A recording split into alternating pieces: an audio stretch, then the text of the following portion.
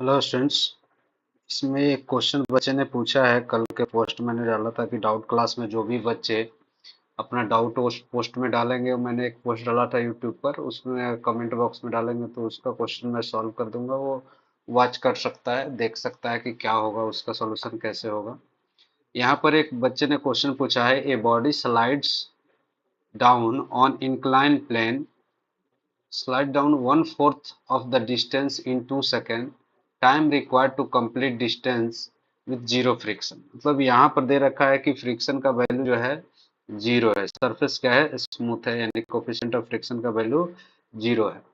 अब 2 सेकंड में जो है टोटल डिस्टेंस अगर एक्स मान लेते हैं, अगर टोटल डिस्टेंस एक्स है स्टूडेंट्स, तो इसका जो है वन फोर्थ डिस्टेंस है, इसका वन फोर्थ डिस्टेंस है, इसका वन फोर्थ डिस्टेंस है, वो कितना में कवर कर रहा है, यानी x by four distance cover कर रहा है 2 सेकेंड, इन 2 सेकेंड में कवर कर रहा है। तो टोटल यहाँ से यहाँ कवर करने में कितना टाइम लगेगा? तो देखिए स्टूडेंट्स, यहाँ से यहाँ कवर करने में हम लोग को कितना टाइम लगेगा। मान लेता हूँ कि इनिशियल वेलोसिटी तो जीरो होगी क्योंकि रेस्ट से रिलीज किया गया है। तो यहाँ पर पहुंचने में कितना टाइम लगेगा? तो हम लोग लिख सकते हैं s x is equal to initial velocity zero into t plus half, इसका एक्सेलरेशन इधर की तरफ ए मान लेता हूँ, एक्सेलरेशन ए मान लेता हूँ, ए इंटू टी स्क्वायर, है ना। इक्वेशन नंबर वन होगी। और एक्स बाई फोर कवर कर रहा है, एक्स बाई फोर कर रहा है, यहाँ से यहाँ कवर करने में कितना टाइम लगा? 2 सेकेंड। तो जीरो इंटू टी तो होगा ही, प्लस हाफ एक्सेलरेशन ए इंटू टू का स्क्वायर, इंटू टू का स्क्वायर हो जाएगा।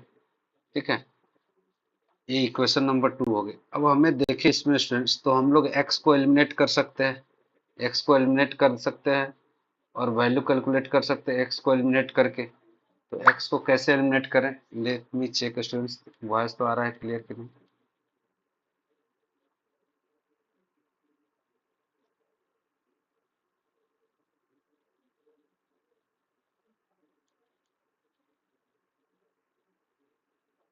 ओके, ठीक है। तो यहाँ पर आप लोग क्या कर सकते हैं, एक्स को रिप्लेस कर देते हैं यहाँ, एक्स एक्स को रिप्लेस कर दे यहाँ पर, तो कितना हो जाएगा? ये हो जाएगा, एक्स को इधर मल्टीप्लाई कर लेते हैं और एक्स कैलकुलेट कर लेते हैं, तो एक्स इज इक्व टू हो जाएगा, और फोर से मल्टीप्लाई करेंगे टू इंटू टू का स्क्वायर इंटू ए, यानी एट ए हो गया। एक्स का वैल्यू आ गया एट ए। अब इस इक्वेशन वन में पुट कर देते हैं, तो from equation one we can put x is equal to eight a is equal to half a into t square. ये से कैंसिल हो जाएगा और इससे आ जाएगा टी स्क्वायर का वैल्यू कितना आ गया, eight into two, eight into two 16 हो जाएगा, it will become 16।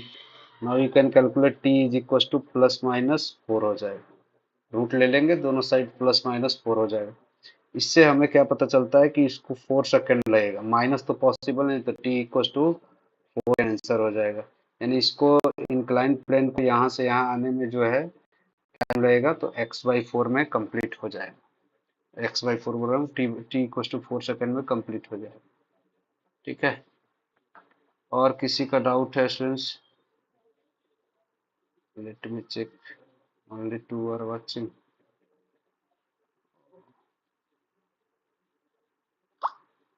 Live chat में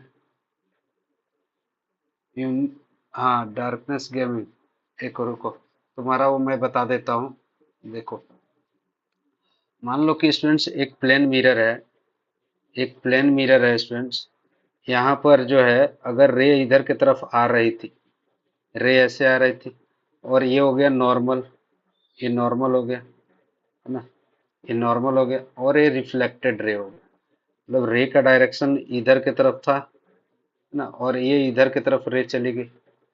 ये एंगल थीटा होगा, तो ये भी लॉ ऑफ रिफ्लेक्शन से आपको पता है कि ये भी थीटा होती है। तो इस डायरेक्शन में मैं बोल देता हूँ कि यूनिट वेक्टर डायरेक्शन को लिख सकते हैं, यूनिट वेक्टर से डिनोट करते हैं, यूनिट वेक्टर ए कैप मान लेता हूँ, और इस डायरेक्शन में यूनिट वेक्टर क्या हो जाएगा, बी कैप हो जाएगा। इस डायरेक्शन में यूनिट वेक्टर आप कुछ भी लेना चाहे ले सकते हो, है ना, लेकिन जनरल ले लिया मैंने ए कैप। इस डायरेक्शन में यूनिट वेक्टर, डायरेक्शन को डिनोट कर रहा हूँ, यूनिट वेक्टर ए कैप है, और इस डायरेक्शन में यूनिट वेक्टर बी कैप है। ठीक है। अब देखो इसको मैं क्या करता हूँ, उल्टा कर देता हूँ। अगर वेक्टर को उल्टा कर दूंगा, इसको इस वेक्टर को मैं ऐसे कर देता हूँ ऊपर की तरफ, तो ये क्या हो जाएगा, डायरेक्शन चेंज कर देंगे तो वो क्या बन जाएगा, माइनस ए वेक्टर बन जाएगा। ये वेक्टर ए था, इस डायरेक्शन में वेक्टर ए था, और माइनस साइन मल्टीप्लाई करते तो वेक्टर का डायरेक्शन उल्टा हो जाता है, अपोजिट वेक्टर। अगर वेक्टर ए इधर के तरफ है तो आप लिख सकते हो minus vector a, minus sign क्या, डायरेक्शन को उल्टा कर, है ना, डायरेक्शन अपोजिट डायरेक्शन में हो जाएगा, डायरेक्शन अपोजिट डायरेक्शन। तो आप इसको माइनस एक, अब देखो इसका जो रिजल्टेंट आएगा इन दोनों वेक्टर का, इन दोनों वेक्टर का अगर रिजल्टेंट निकालोगे, ऐसे रिजल्टेंट निकालोगे तो ये नॉर्मल वेक्टर की तरफ आएगा, ये नॉर्मल क्या तरफ आएगा, मान लो इस डायरेक्शन में एन कैप है, तो इन दोनों को बिल्कुल, दो वेक्टर का रिजल्टेंट जो आता है वो बिल्कुल बीचों बीच में आता है, और ये भी थीटा एंगल है, ये भी थीटा है। दो वेक्टर जब भी यूनिट वेक्टर अगर है या इक्वल वेक्टर है, दो इक्वल वेक्टर को अगर ऐड करोगे तो उसका रिजल्टेंट दोनों को बीच में आता है, और ये भी यूनिट वेक्टर है, ये भी यूनिट है, यानी मैग्नीट्यूड इसका भी वन है, इसका भी मैग्नीट्यूड वन है। तो जब इन दोनों का रिजल्टेंट निकालोगे तो इस डायरेक्शन में ही आएगा, इस डायरेक्शन में रिजल्टेंट आएगा। आप ऐड करोगे तो दोनों का इस एन कैप में डायरेक्शन आएगा।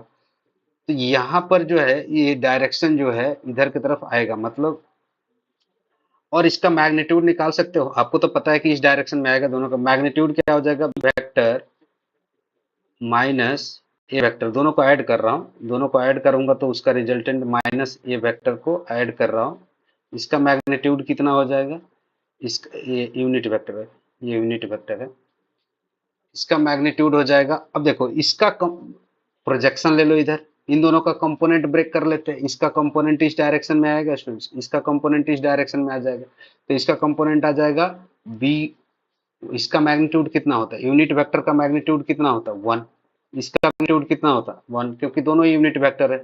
तो इसका वन कॉस थीटा, और इधर से भी वन कॉस थीटा, यानी टू कॉस थीटा हो जाएगा, टू कॉस थीटा हो जाएगा, टू कॉस थीटा हो जाएगा इसका मैग्नीट्यूड, ए माइनस बी का मैग्नीट्यूड।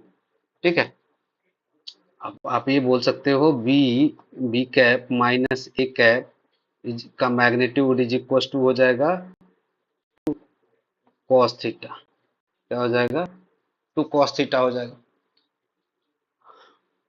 और इसका डायरेक्शन कितना है, अब इसका हमें क्या निकलना है, बी, बी माइनस ए निकालना है, तो हमें तो पता है कि एन कैप के डायरेक्शन में, तो आप बी माइनस ए भी निकाल सकते हो, क्योंकि आपको डायरेक्शन पता है कि एन कैप के डायरेक्शन में आएगा, तो टू कॉस एन कैप लिख सकते हैं स्टूडेंट्स, ये लिख सकते हैं b minus a is equal to two cos theta, क्योंकि डायरेक्शन हमें पता है तो मैंने डायरेक्शन लिख दिया, तो मॉड हटा दिया, डायरेक्शन लगा दिया, two b cos theta, two cos theta. अब हमें कॉस थीटा को रिप्लेस करना है स्टूडेंट्स, कॉस थीटा को कैसे रिप्लेस कर सकते हैं, तो कॉस थीटा को रिप्लेस कर सकते हैं, अगर हम लोग ए डॉट बी निकाले students, A dot B minus A, minus A unit vector, इन दोनों का डॉट प्रोडक्ट निकालो, इन दोनों वेक्टर का डॉट प्रोडक्ट निकालते हैं, है ना, चाहे एन वेक्टर का ही, इसका इसके बीच का, मान लो कि ये वेक्टर एन है, सोचो ये वेक्टर एन है, एन कैप है, और ये वेक्टर माइनस ए है, ये वेक्टर क्या है, माइनस ए कैप है, तो इन दोनों का ए एंगल थीटा है, तो इन दोनों का डॉट प्रोडक्ट निकालेंगे, minus a cap dot n cap is equal to A dot b, magnitude of a magnitude of b into cos theta होता है, तो यहाँ पर मैग्नीट्यूड ऑफ माइनस ए क्या हो जाएगा, वन हो जाएगा, क्योंकि मॉड लेना है, इसका भी मॉड वन हो जाएगा इन कॉस थीटा, है ना। तो कॉस थीटा का वैल्यू क्या आ गया, माइनस ए डॉट एन आ गया, कॉस थीटा का वैल्यू कितना, माइनस ए डॉट एन, तो आप पी की cap minus a cap is equal to two cos, cos theta के जगह पर आप पुट कर दो minus, minus a dot n cap, है ना, इंटू डॉट एन कैप। तो यहाँ पर इसको आप सिंप्लीफाई करोगे तो unit vector of reflected ray हो जाएगा A cap minus, sorry cap है, A cap minus two A dot N, इन दोनों वेक्टर का डॉट प्रोडक्ट स्केलर हो जाएगा इंटू एन कैप, और वेक्टर बन गया, इसके साथ डॉट प्रोडक्ट हो जाए, डॉट प्रोडक्ट एन कैप सीधे लिखो, क्योंकि ये तो स्केलर ही हो गया, ये डॉट एन कैप ये स्केलर क्वांटिटी हो जाएगा। ठीक है। तो आप इस तरह से फॉर्मूला बन गया हमें रिफ्लेक्टेड रे का, रिफ्लेक्टेड रे का यूनिट वेक्टर का डायरेक्शन, आप डायरेक्शन निकाल पाए, इसका डायरेक्शन निकाल लिया यूनिट वेक्टर का, है ना। हाँ, डार्कनेस गेमिंग कंसेप्ट क्लियर हुआ क्या तुम्हारा? ये अगर हो गया हो तो बोलो, या कोई डाउट है तो पूछो। देखो एक स्क्रीन में मैंने कर दिया। मैंने सिंपल ये किया कि इन दोनों में इंसिडेंट रे इस डायरेक्शन में था, रिफ्लेक्टेड रे इस डायरेक्शन में था। तो यहाँ पर हमने क्या किया कि यूनिट वेक्टर को डायरेक्शन को चेंज कर दिया, ये माइनस ए कैप कर दिया इस डायरेक्शन में, और ये बी कैप है। दोनों यूनिट वेक्टर है, और इन दोनों का रिजल्टेंट तो बिल्कुल बीच में होता है, और नॉर्मल तो बिल्कुल बीच में है, क्योंकि ये भी थीटा एंगल, ये भी थीटा एंगल बना रहा है। मतलब इन दोनों का रिजल्टेंट का डायरेक्शन तो एन कैप होगा ही, ये तो फिक्स ही है, क्योंकि इसके बीच में होगा बिल्कुल इन दोनों का डायरेक्शन। तो आपने मैग्नीट्यूड मैंने लिख लिया बी प्लस, अब इसको बी प्लस माइनस ए वेक्टर इन दोनों को ऐड करूंगा तो रिजल्टेंट इसी डायरेक्शन में आएगा। तो वो हो जाएगा मैग्नीट्यूड। अगर मैं बात करूंगा कि इन दोनों का मैग्नीट्यूड कितना हो जाएगा, तो 2 कॉस थीटा हो जाएगा। क्यों? क्योंकि इसका कंपोनेंट वन है, ये वन है, ये वेक्टर वन है यूनिट, इसका भी यूनिट है, तो ये one cos theta 2 cos theta हो जाएगा, 2 cos थीटा हो जाएगा। तो यहाँ पर आप मैग्नीट्यूड उसके बाद लिख सकते हैं 2 cos थीटा हो गया, बी वेक्टर माइनस ए वेक्टर, मॉड हटा देता हूँ, और डायरेक्शन हमें पता है कि ये नॉर्मल की तरफ होगा, तो मैंने नॉर्मल की तरफ रख दिया। फिर उसके बाद आप माइनस ए डॉट एन निकाला, इन दोनों वेक्टर के साथ डॉट प्रोडक्ट निकाला, तो वो क्या हो जाएगा, 1 dot 1 is equal to cos theta हो जाएगा। यानी इन दोनों वेक्टर का डॉट प्रोडक्ट निकालो, तो इसकी भी मैग्नीट्यूड वन है, इसकी भी मैग्नीट्यूड वन है। तो 1 इंटू 1 मॉड लेना होता है, तो माइनस साइन तो अपने आप प्लस हो जाएगा, 1 इंटू 1 इंटू कॉस थीटा। अब कॉस थीटा का वैल्यू हमें निकल गया माइनस ए डॉट एन, यहाँ पर पुट कर देंगे, तो यहाँ पर 2 into a dot n cap हो जाएगा। अब ये इसको इधर भेज दो और माइनस साइन को लिख दो, तो ये रिफ्लेक्टेड का हो गया। अरे डार्कनेस गेमिंग, क्या समझ में आया या नहीं आया, बोलो।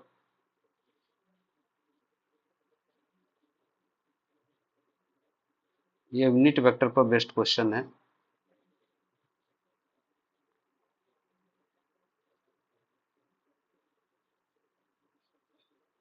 और किसी को डाउट है?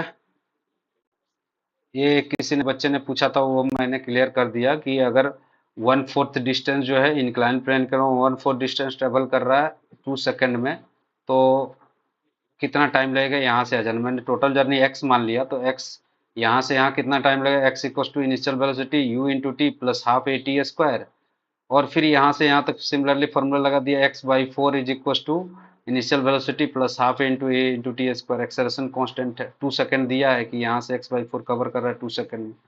तो इक्वेशन 1 और 2 से हम लोग क्या कर सकते हैं, इससे x को निकालें और इसमें पुट कर देते हैं। निकाल के पुट करें तो x का वैल्यू जो आ रहा है, इससे अगर सॉल्व करेंगे तो x का वैल्यू 8a आ गया, और यहाँ पुट कर दिया, ये कैंसिल हो गया, t का वैल्यू 16, टी स्क्वायर का वैल्यू 16 आ गया, और 16 जो हो जाएगा उसका रूट ले लो तो +-4 हो जाएगा। ठीक है, तो ये क्वेश्चन हो गया, और यूनिट जो डार्कनेस गेमिंग का डाउट था उसका ये हो गया, कंसेप्ट दोनों क्लियर हो गए। Yes sir, can you explain the concept of mirage? अच्छा, मिराज देखो क्या होता है स्टूडेंट्स, ये जैसे हम लोग का एक ट्री हो, मान लो, अगर मान लो कि किसी आप डेजर्ट में गए हो, वहां पर ये मान लो कि एक ट्री है, जैसे ट्री है, ठीक है। तो क्या होता है, ट्री गर्मी के टाइम पर ये जो है नीचे का जो लेयर होता है गैस का, वो गर्म हो जाता है।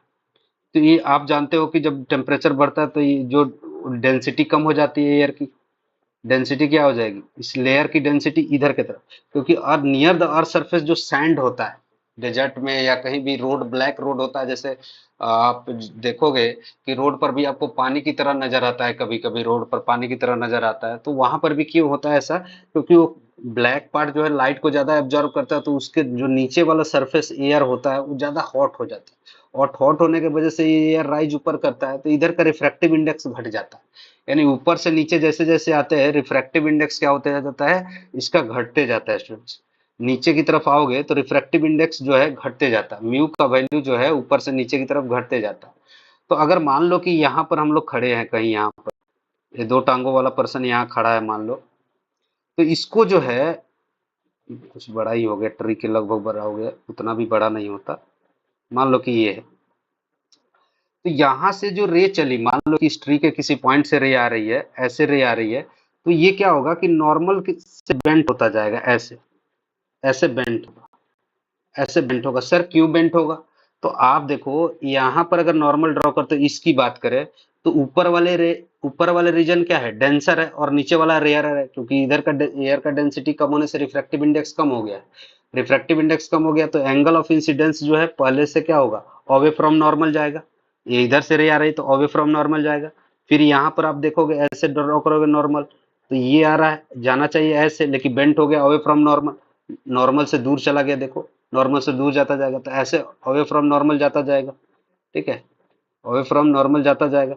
और एक ऐसा आएगा, एक सिचुएशन ऐसे आएगा जहां पर ये एंगल ऑफ इंसिडेंस का वैल्यू ग्रेटर देन हो जाएगा क्रिटिकल एंगल से, ये थीटा सी से ग्रेटर देन हो जाएगा, एंगल ऑफ इंसिडेंस का वैल्यू थी से ग्रेटर देन हो जाएगा, तो क्या होगा, टी आई आर हो जाता है। टी आई आर होने के बाद क्या होगा, ये सेम एंगल होगा, और ये जो है हमारे आइज में जाएगी यहाँ पर, है ना, ये हमारे आइज में जाएगी। तो हमें कहाँ से ये रे आता हुआ लगेगा, रे आता हुआ लगेगा कि कहीं यहाँ से आ रही है। हमें जो ये रे ऐसा फील होगा, ये मान लो कि हेड यहाँ पर है, यहाँ से फील होगा कि ये रे कहीं इधर से आ रही है, डॉटेड बनाता हूँ, ऐसे डॉटेड बना। तो इसकी जो है इमेज, अगर मैं इसको रोटेट कर दूं, इसको कॉपी करके रुको, कॉपी करके पलट देता हूँ, ऐसे रोटेट कर दूं, फ्लिप भी नहीं कर सकता, अच्छा नहीं हो सकता, मान लो समझने के लिए समझ। तो ये ट्री का जो है, ये लगेगा कि इस पॉइंट से आ रही है, बिल्कुल सिमिलर, इधर इस पॉइंट से इधर जाता हुआ अपीयर होगा। तो आपको ऐसा फील होता है कि यहाँ पर भी ट्री है, यहाँ पर भी आपको ट्री दिखाई देगा, जिसको हम लोग क्या बोलते हैं, मिराज। तो यहाँ से जो रे आ रही है, वो रे जो आ रही है वो क्यों बेंट हो रही है, क्योंकि रिफ्रैक्टिव इंडेक्स नीचे की तरफ घट रहा है, due to increase in temperature, density of air decreases and refractive index also decreases. तो रिफ्रैक्टिव इंडेक्स ये तो अवे फ्रॉम नॉर्मल जाती जाएगी, नॉर्मल ड्रॉ करोगे, ऊपर डेंसर है, नीचे में रेयर है, अवे फ्रॉम नॉर्मल। एक टाइम आएगा कि ये एंगल ऑफ इंसिडेंस का वैल्यू क्रिटिकल एंगल से ज्यादा हो जाएगा, तो टी आई आर हो जाएगा यहाँ पर, टोटल इंटरनल रिफ्लेक्शन। तो फिर यहाँ से रे जो है आपको यहाँ इस आइज पर जाएगी, तो आपको लगेगा कि रे कहाँ से आ रही है, यहाँ से आ रही है, ऐसा फील होगा आपके ब्रेन को, क्योंकि हमारे ब्रेन में प्रोग्राम्ड है कि लाइट कैसे ट्रेवल करती है, स्ट्रेट लाइन में ट्रेवल करती है, तो लाइट यहाँ से हमारे ब्रेन में जाएगी। हमारे ब्रेन में ये पहले से प्रोग्राम्ड है कि लाइट स्ट्रेट लाइन में जाती है, तो हमको लगता है कि यहाँ से रे जा रही है, तो आपको उसी का वैसा ही ट्री लगता है कि पानी में जो है जैसे ट्री का इमेज बनता है वैसा ही बनता है, इसको मिराज बोलते हैं। इसको क्या बोलते हैं, मिराज। अब डार्कनेस गेमिंग, अगर कंसेप्ट क्लियर हो गया हो तो यस सर बोलो, है ना।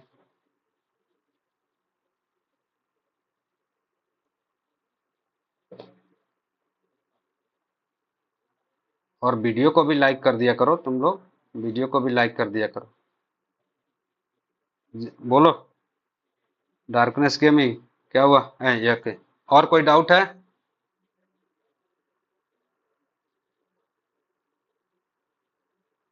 और कोई डाउट है तो पूछो।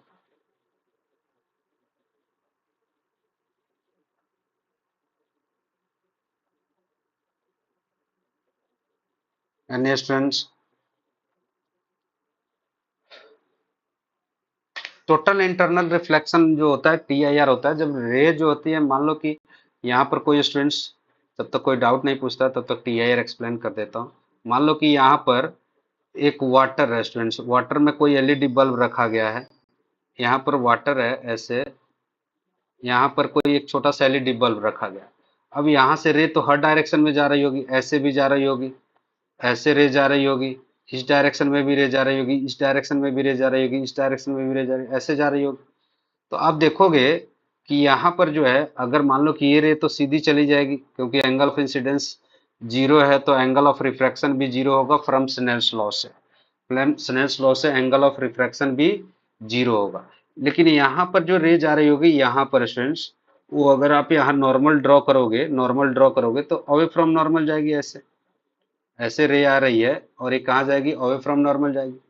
और यहाँ से जो रे जा रही है, यहाँ पर जो आ रही है, यहाँ नॉर्मल ड्रॉ करें तो ये ऐसे जाएगी। अब आप यहाँ देखें कि एंगल ऑफ इंसिडेंस का वैल्यू बढ़ते जाता है,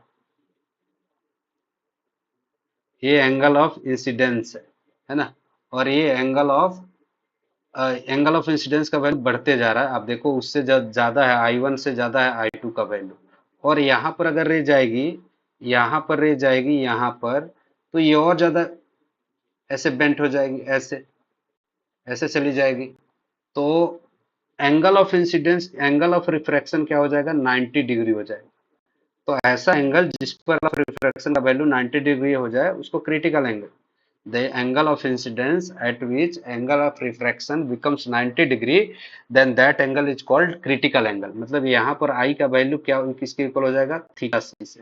IC से भी डिनोट करते हैं, बहुत सारे लोग इसको IC से भी डिनोट करते हैं। एंगल ऑफ इंसिडेंस को जो है इससे भी डिनोट करते हैं, थीटा सी मतलब क्रिटिकल एंगल, इसको बोलते हैं critical angle. The angle of incidence at which angle of refraction becomes 90 degree is called critical angle। अब यहाँ पर ध्यान देने वाली स्टूडेंट्स बात यह है कि इससे अगर रे, अगर यहाँ पर जो रे जा रही है उसका क्या होगा सर, यहाँ पर जो रे जा रही होगी उसका क्या होगा, इंटरफेस अभी बड़ा है ये मान, ऐसा है। तो यहाँ पर जो रे है वो लॉ रिफ्लेक्ट हो जाती है स्टूडेंट, सेम मीडियम में बाउंस बैक होकर वापस आ जाती है, ऐसे वापस आ जाती है, यानी ये लॉ ऑफ रिफ्लेक्शन यहाँ वैलिड हो जाता है। लेकिन डिफरेंस यही है कि रिफ्लेक्शन फ्रॉम मिरर और इससे जो रिफ्लेक्शन होता है उन दोनों में डिफरेंस ये है कि इसमें जितनी भी एनर्जी जाती है, मान लो कि 100 जूल एनर्जी आ रही है तो रिफ्लेक्ट होकर भी 100 जूल आएगी।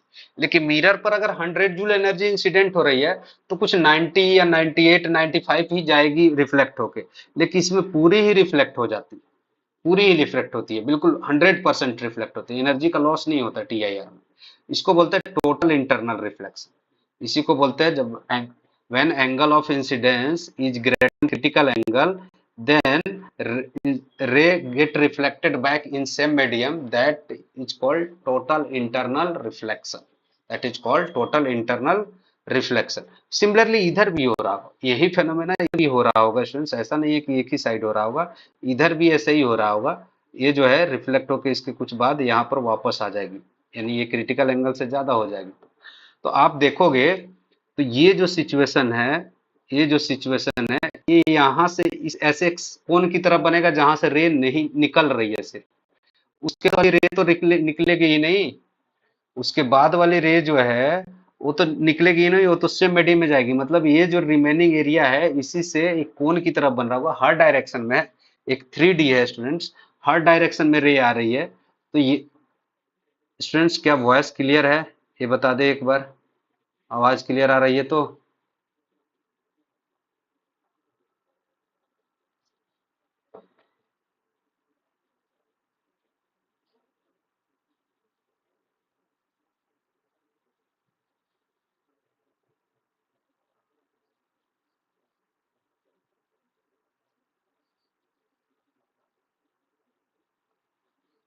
हाँ, तो यहाँ पर जो है इसको बोलते हैं TIR, total internal reflection, when angle of incidence is greater than critical angle then that is called total internal reflection. एक किसी बच्चे ने पूछा है sir explain physical quantity and measurement.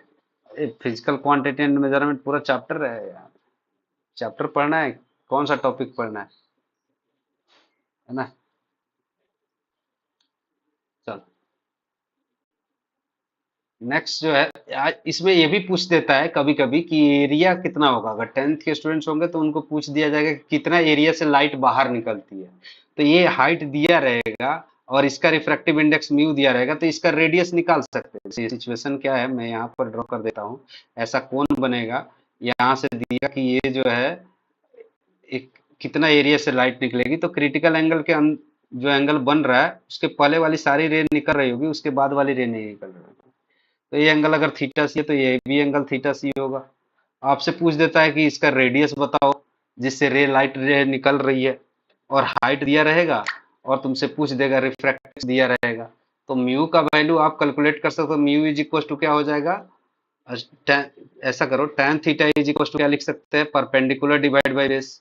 Perpendicular divide by base, perpendicular का value कितना है, इस एंगल के लिए सामने वाला साइड परपेंडिकुलर है, यानी r डिवाइड बाई एच हो जाएगा। तो आर का क्या हो जाएगा, एच टैन थीटा हो गया, आर का वैल्यू एच टैन थीटा के इक्वल हो जाएगा। तो यहाँ पर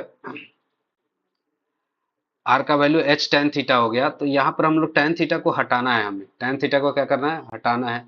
तो टेन थीटा को वैल्यू कैसे हटाए, हम लोग जानते हैं कि क्रिटिकल एंगल जो होगा साइन थीटा, अगर यहाँ पर स्नेल्स लॉ लगाऊं, स्नेल्स लॉ लगाऊं, आर का वैल्यू 90 डिग्री होता है, तो यहाँ पर स्नेल्स लॉ लगाऊं, यहाँ एयर है, एयर का रिफ्रैक्टिव इंडेक्स 1 होता है। स्नेल्स लॉ से mu one into sine r, यानी जिसमें इंसिडेंट रे उसका refractive index into sine i, i की जगह क्या होगा थीटा सी, और जिसमें रिफ्रैक्टेड रे उसका रिफ्रैक्टिव इंडेक्स 1 है इंटू साइन 90। तो आप देखोगे यहाँ साइन थीटा सी का वैल्यू क्या आ जा रहा है, 1/म्यू आ रहा है, 1/म्यू, 1/म्यू आ गया। तो यहाँ पर, हाँ वेरी गुड, डार्कनेस में। अब यहाँ पर जो है आप लिख सकते हो हमें tan थीटा का वैल्यू निकालना है परपेंडिकुलर, और ये दे रखा है परपेंडिकुलर डिवाइड बाय हाइपोटेनस। अगर राइट एंगल ट्रायंगल बनाए तो परपेंडिकुलर का वैल्यू 1 है और हाइपोटेनस का वैल्यू म्यू है, तो बेस का वैल्यू क्या हो जाएगा, पाइथागोरस थ्योरम से mu square minus 1।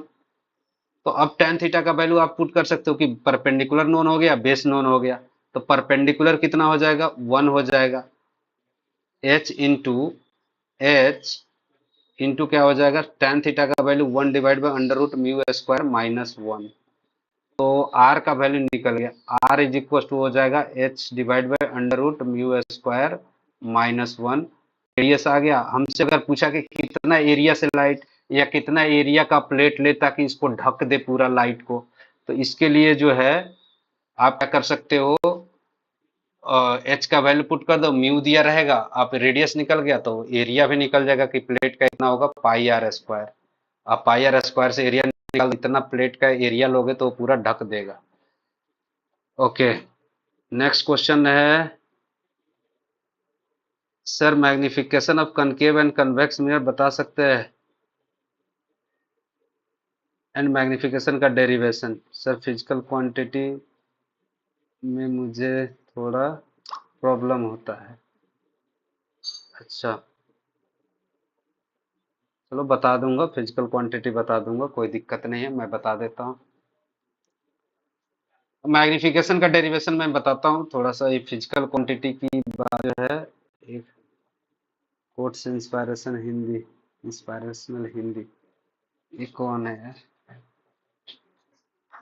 Physical quantity जो है जिसको हम लोग मेजर कर सकते हैं विथ हेल्प ऑफ इंस्ट्रूमेंट, उसको हम लोग फिजिकल क्वांटिटी, देखो फिजिकल क्वांटिटी जो है उसको दो कैटेगरी में डिवाइड कर सकते हैं। फिजिकल क्वांटिटी को हम लोग दो कैटेगरी डिवाइड कर सकते हैं, क्वांटिटी को दो कैटेगरी में डिवाइड कर सकते हैं।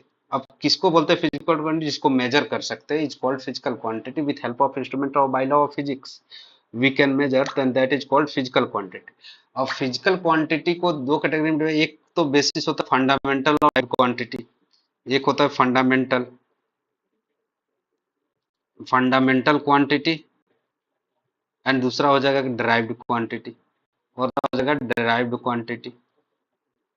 फंडामेंटल और डिराइव्ड क्वांटिटी, फंडामेंटल क्वांटिटी उसको बोलते हैं जो एक दूसरे पर डिपेंड नहीं करता, the quantity which doesn't depends on each other, जैसे mass, length, time, temperature, temperature, उसके बाद आपकी बात करें ल्यूमिनस इंटेंसिटी, इलेक्ट्रिक करंट, ये जो जितने भी क्वांटिटी मैंने बात की, 7 क्वांटिटी होते हैं जो एक दूसरे से इंडिपेंडेंट होता है। जैसे 2 kg पोटैटो का 2 मीटर लेंथ से कोई लेना देना नहीं है, 2 kg पोटैटो का 2 सेकंड से कुछ लेना देना नहीं है, टाइम से कुछ लेना देना नहीं है उसको।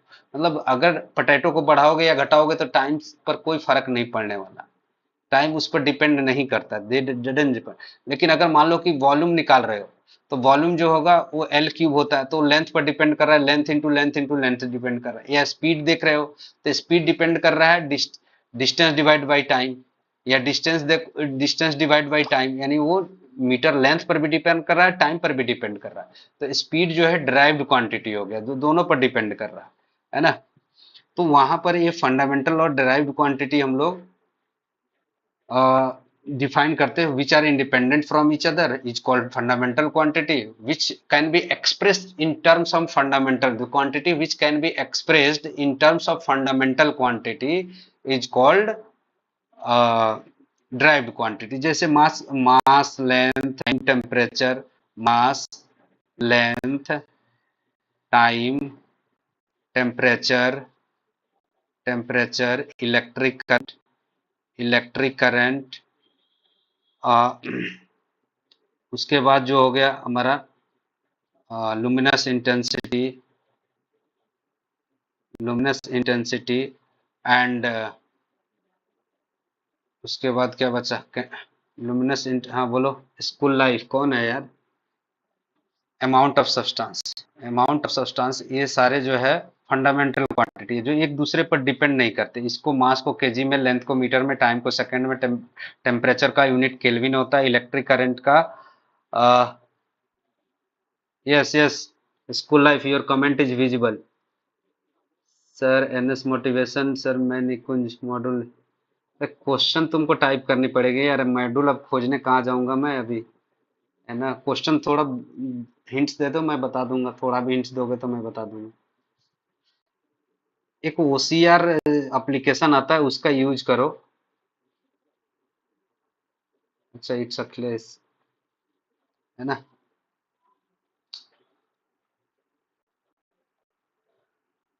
तो ड्राइव्ड क्वांटिटी में आ जाएगा speed. Speed depends on, speed is equal to distance divide by time. Distance depends on length, time speed depends on length and time both, means it's a derived quantity. The quantity which can be expressed in terms of fundamental quantity is a derived quantity, students. Volume is also a derived quantity. Volume, acceleration, area, all these are derived quantity.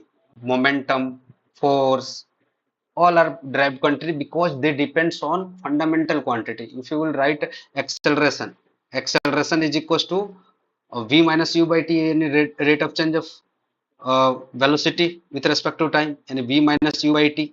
Here velocity is equals to in meter per second and time in second. Here you can depending on time and mass. It depending on time and mass. Okay, then it's a derived quantity. Length, sorry, length. This is length and time. Next, एक बच्चे ने, निकुंज ने क्या पूछा है? Wait a minute. A train moves इतना kilometre half and its average speed in kilometre per hour. Kilometre per minute, kilometre और metre per minute and metre second. देख, ये तो सबसे इजी है। देख निकुंज, यहाँ पर ट्रेन का स्पीड दिया हुआ है तुमको कितना? ट्रेन का स्पीड दिया हुआ है, डिस्टेंस कवर कर रहा है 80 किलोमीटर, और टाइम दिया है तुमको 2 आवर।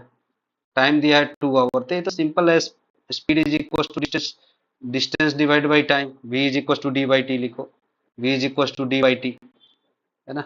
यार रिकॉग्नाइज कर रहा है। यहाँ पर क्या हो जाएगा? 80 किलोमीटर डिवाइड बाई 2 आवर कितना हो जाएगा? 40 किलोमीटर पर आवर हो जाएगा। 40 किलोमीटर पर आवर। अब पूछा है हमसे किलोमीटर पर मिनट में। हमसे पूछा क्या है? किलोमीटर पर मिनट में पूछा है ना। तो यहाँ पर क्या कर सकते हो तुम? मीटर को इसको कन्वर्ट कर दो मीटर में, और इसको मिनट में कन्वर्ट कर दो। 40 into, in place of 1 kilometre can you write 1000 metre? 1000 metre, because we know that 1 kilometer is equals to 1000 meter. And in place of 1 hour you can write 60 meter, because you have to calculate meter per minute. तो minute को minute में convert कर दिया। अब देखो metre per minute में unit आ गया, और you can cancel 0 to 0, it will become 4000 by 6 metre per minute, metre में।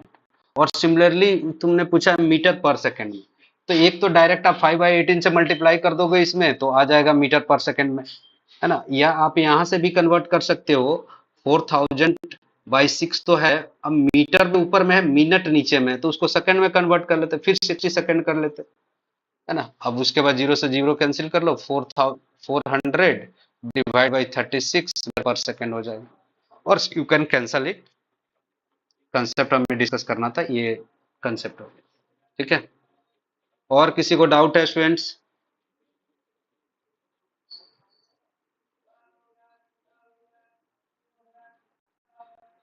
और किसी को डाउट है? Gopesh, do you have? हमने ये डिस्कस किया है। अगर किसी और बच्चे को डाउट होगा, ये यहाँ से देख सकता है। Unit vector of reflected ray पढ़ा है। उसके बाद एक क्वेश्चन जो है, एक रेजोनेंस का अच्छा क्वेश्चन, बेसिक क्वेश्चन। उसके बाद मैंने मिराज एक्सप्लेन किया, फिर TIR और उसके बाद वो कितना रेडियस से लाइट निकलेगी वो क्वेश्चन पूछा जाता है ना। और उसके बाद जो हमने बेसिक फंडामेंटल और ड्राइव्ड क्वांटिटी का किसी बच्चे को था, और ये तो निकुंज का डाउट था। और किसी को डाउट है तो जल्दी से जल्दी टाइप करें, है ना। 10:30 में आप डेली आ सकते हैं। आप एक ओसीआर एप्लीकेशन आता है, ओसीआर एप्लीकेशन का यूज करें, तुरंत वो स्कैन करके टेक्स्ट में कन्वर्ट कर देता है, फिर उसको कॉपी पेस्ट कर दे, है ना।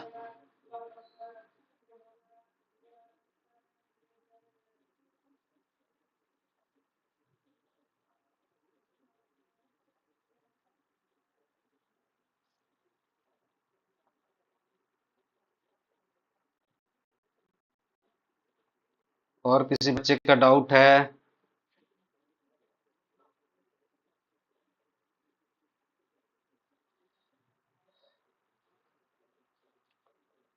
देखो, एक और मैं बता देता हूँ आप लोगों को कि ग्राफिकल मेथड से इक्वेशन ऑफ मोशन कैसे डिराइव करें। ग्राफिकल मेथड से लो इक्वेशन ऑफ मोशन को कैसे डिराइव कर सकते हैं। यहाँ पर देखें, अगर मान लो कि वेलोसिटी वर्सेस टाइम ग्राफ दिया है, वेलोसिटी वर्सेस टाइम ग्राफ इस तरह से दिया है स्टूडेंट्स। ये इनिशियल वेलोसिटी u है, t इक्वल टू 0 पर जो वेलोसिटी u है, बाद में इसकी वेलोसिटी एनी टाइम t पर v हो गई, किसी टाइम पर इसकी वेलोसिटी v हो गई। अब हमसे पूछा जाएगा कि इसका first equation of motion derive करो from equation of motion.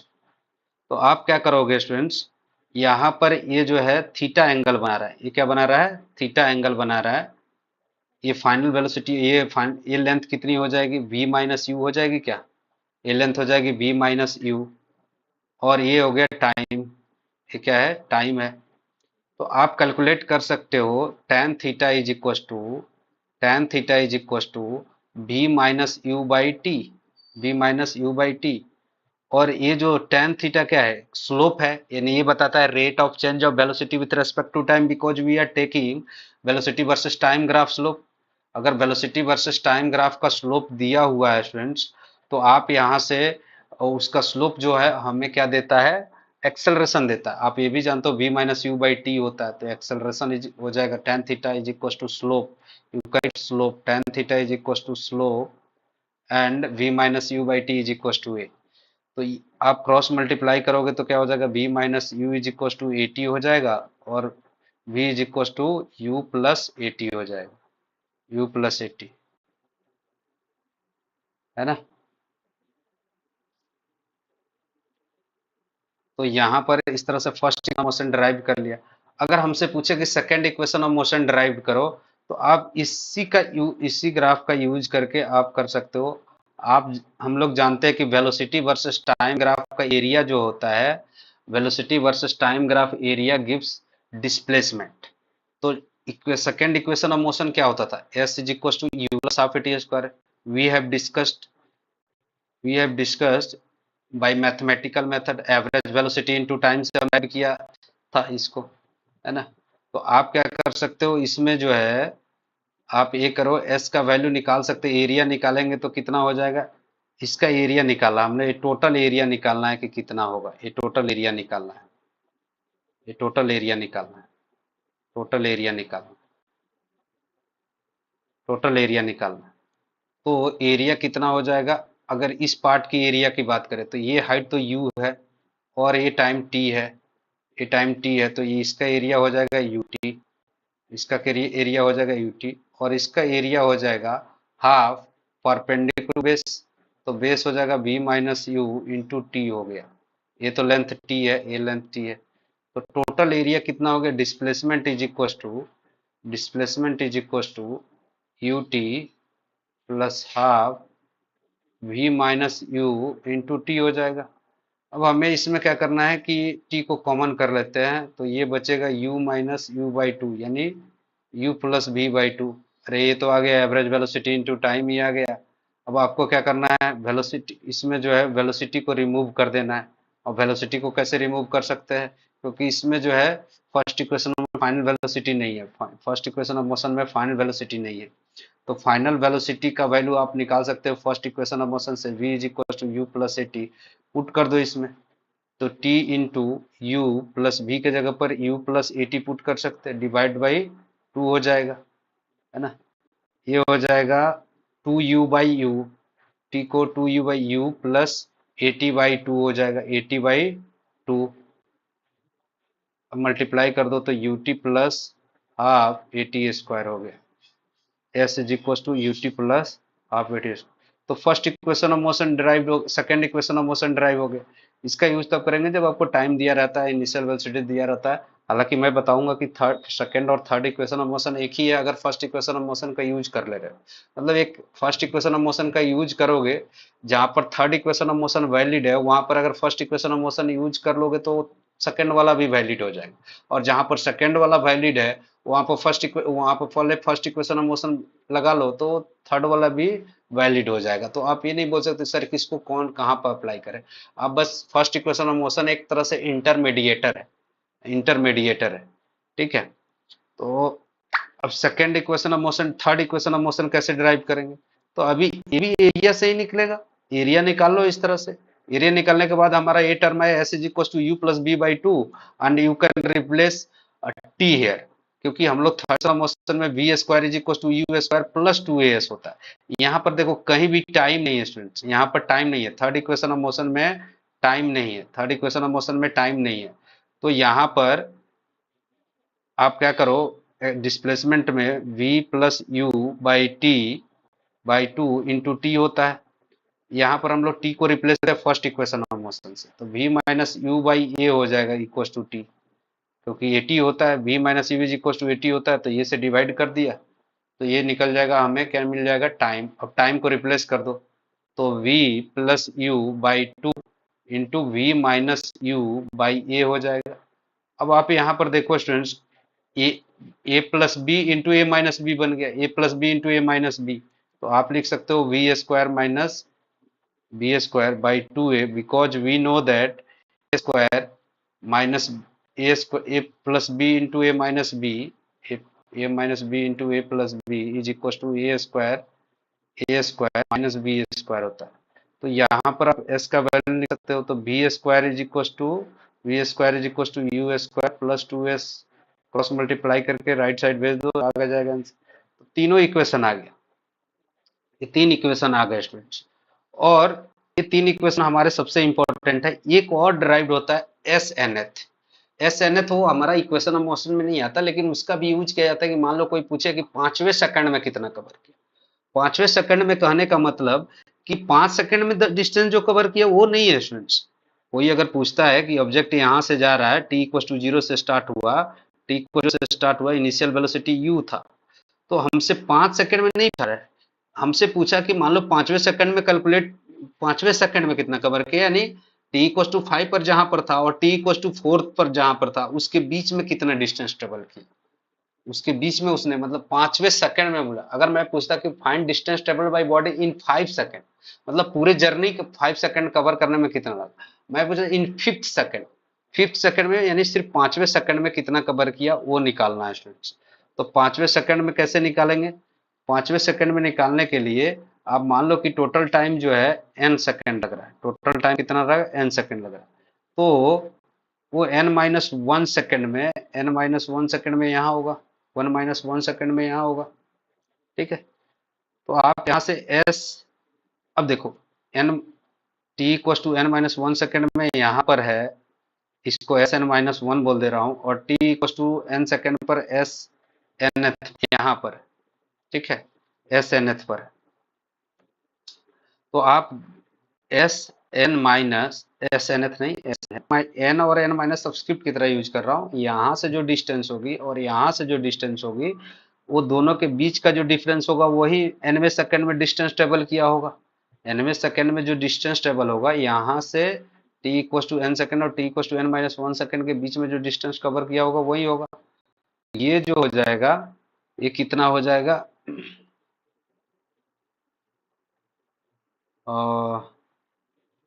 S, अच्छा ये निकालो, एस एन का वैल्यू निकालेंगे तो you t plus half a t square हो जाएगा, you t plus half a t square. तो टी के जगह पर एन पुट कर देते डायरेक्ट, टी के जगह पर क्या पुट कर दे, u into n plus half a into n square, यहाँ से यहाँ हो गया माइनस क्या हो जाएगा, हाफ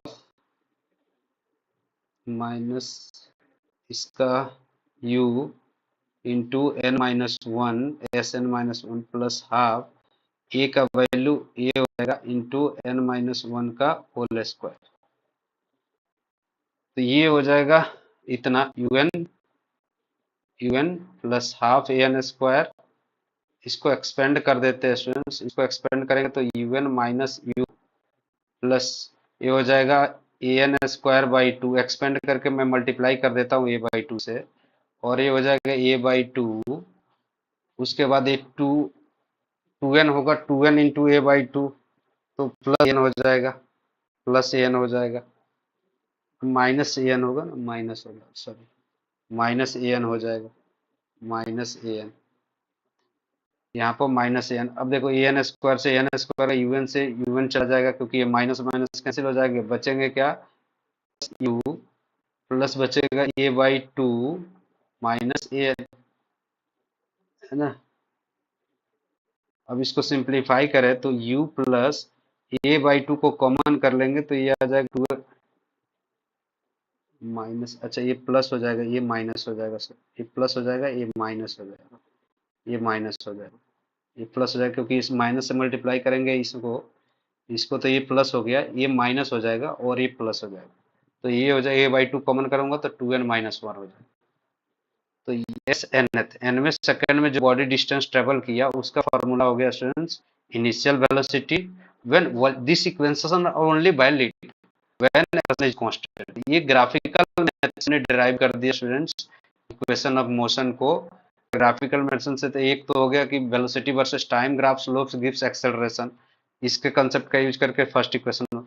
उसका बाद हमें पता है कि velocity versus time graph area gives displacement, तो ये वेलोसिटी वर्सेस टाइम ग्राफ है, हमने इसका एरिया कैलकुलेट कर लिया, उसको ऐड कर दिया, फिर फर्स्ट इक्वेशन ऑफ मोशन का यूज करके टाइम को यहाँ फाइनल वेलोसिटी को रिप्लेस कर दिया, because in second equation there is no final velocity, तो हमने उसमें टाइम को रिप्लेस कर दिया। फिर उसके बाद क्या किया, उससे हमारा second equation of motion derive हो गया।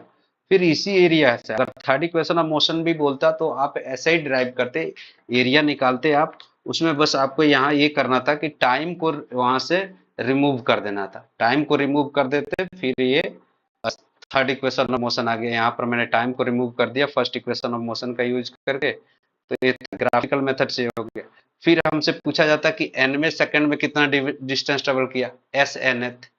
तो ये जो है आप इसका फॉर्मूला यूज कर सकते, ये मैंने मान लिया कि टोटल टाइम n सेकंड लगा, फिर एक सेकंड पहले में जो डिस्टेंस ट्रेवल किया होगा और n सेकंड में जो कवर किया होगा उसका डिफरेंस ही हमारा एस एन एथ होगा, डिफरेंस एस एन एथ होगा ना। पांचवें सेकंड में मान लो कि 5 सेकंड में अगर कैलकुलेट करना है तो यहाँ से 5 सेकंड में कितना कवर किया, माइनस 4 सेकंड में कितना कवर किया, अगर सब्ट्रैक्ट कर देंगे तो पांचवें सेकंड में कितना बॉडी डिस्टेंस ट्रेवल किया वो निकल जाएगा।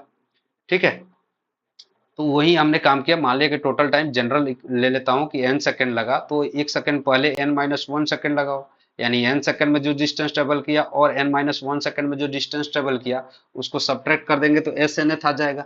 तो एस एन एथ को निकाल सकते हैं, ये डिस्टेंस इसको एस एन मान लिया minus S N minus one. अब उसके बाद हम लोग इक्वेशन ऑफ मोशन लगा देते हैं, इक्वेशन ऑफ मोशन यहाँ से यहाँ तक, initial velocity into time n plus half a into t का स्क्वायर, तो वहाँ टी की जगह एन पुट कर दिया, minus u initial velocity u into n minus one plus half into n minus one का होल स्क्वायर, क्योंकि यहाँ टाइम कितना हो जाएगा एन माइनस वन। आप इसको सिंप्लीफाई कर दोगे और उसके बाद जो है आ जाएगा S nth is equal to A by two into two N minus one by two N minus one. तो ये हमारा इक्वेशन, किसी बच्चे का डाउट था तो ये सारा हमने ड्राइव कर दिया ग्राफिकल मेथड। और किसी बच्चे को डाउट है स्टूडेंट्स, अगर किसी बच्चे को डाउट है तो मैं कमेंट बॉक्स वॉच कर रहा हूँ, डाउट पूछ सकते हो, है किसी को doubt?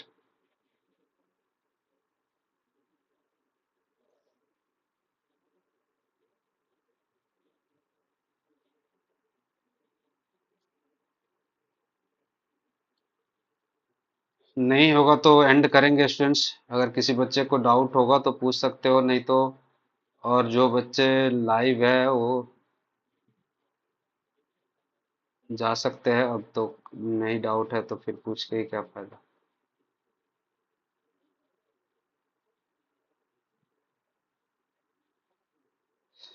That's for the day.